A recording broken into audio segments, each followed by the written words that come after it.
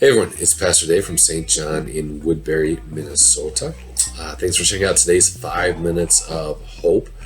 If you've been watching these, you'll probably notice that a few things are different today. One, today it's very obvious how bald I am with the light shining off that dome of mine. Second, as you can see in the background with the couch, that I'm at home this evening. And so you might hear the wonderful sounds of my family in the background. And then also today, this is getting to you later than it normally is.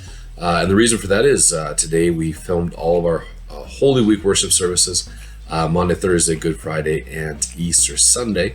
And so that took up the bulk of the day. And then this evening had confirmation class on Zoom meetings with our junior high kids. And that was great to connect with them in that way. But wanted to get this out to you tonight. This is actually the last of our daily devotionals for the week. Tomorrow night we'll put up our Monday, Thursday worship service, and then Friday we will put up the Good Friday worship service. And so I wanted to finish up a little look this week at the things that were happening during Holy Week. Again, these things that remind us of the hope that we have in these difficult times. And again, just want to keep reminding you of that hope, to cling to that hope that we have in Christ.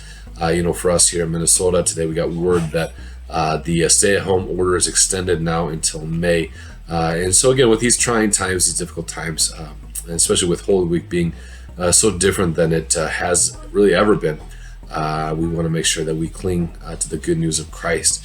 And today I want to read to you some verses from again, those last days that Jesus had during his earthly ministry. And this comes from Matthew 26, verses 6 through 13. It says, "Now when Jesus was at Bethany in the house of Simon the leper, a woman came up to him with an alabaster flask of very expensive ointment, and she poured it on his head as he reclined at table.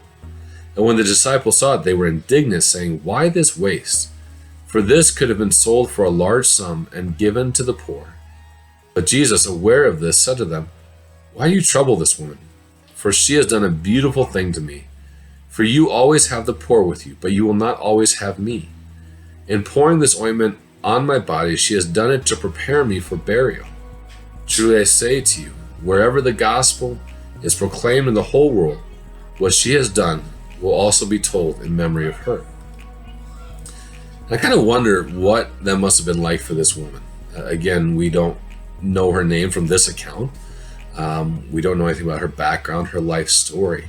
And yet this simple act has put her in the Bible. To have your name, to have your act put into the Holy Scriptures for people to read for the rest of earthly life, for thousands and thousands and thousands of people to read in all sorts of different languages, is absolutely incredible. And what Jesus is saying to his disciples here is, this is a time to be prepared for what's coming next for me. And for Jesus, he was getting prepared for a sacrificial death and resurrection. But even in the midst of getting ready for the days to come, Jesus celebrates. He celebrates this woman. He celebrates her faith. He celebrates her love and honor toward him. And I imagine there's a similarity right now, with Jesus. Again, during times like these, it can be tough to know how to respond. I still remember, for me, the pivotal moment, I would say, in my growing up was my freshman year of college, and that's when 9/11 happened. I still remember just sitting in my dorm room. I remember exactly where I was when I heard the news. I remember exactly who it was that told me the news. I remember seeing the footage, and I remember, like I said, sitting in my dorm room just feeling completely helpless.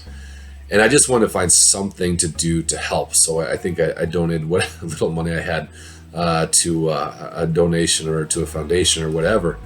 But you want to be a part of it to help with the situation, to provide some sort of positivity in the midst of it.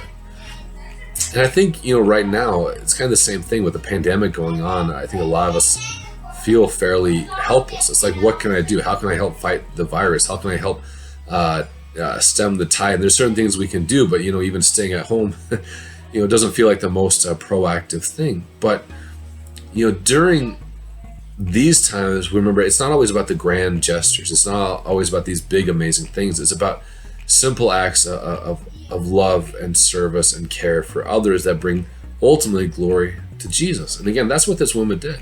Again, like I said, we don't know her name from this account.